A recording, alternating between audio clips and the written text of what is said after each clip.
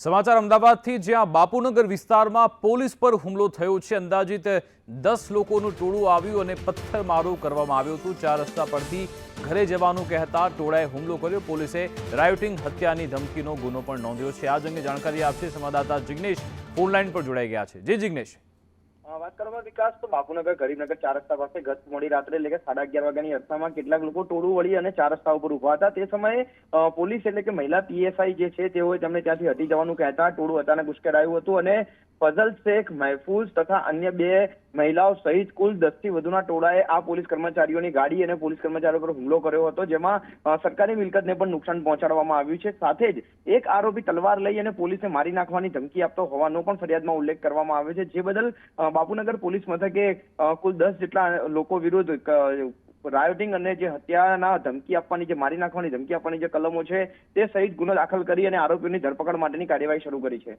બિલકુલ આભાર જિગ્નેશ, તમામ જાણકારી આપવા બદલ।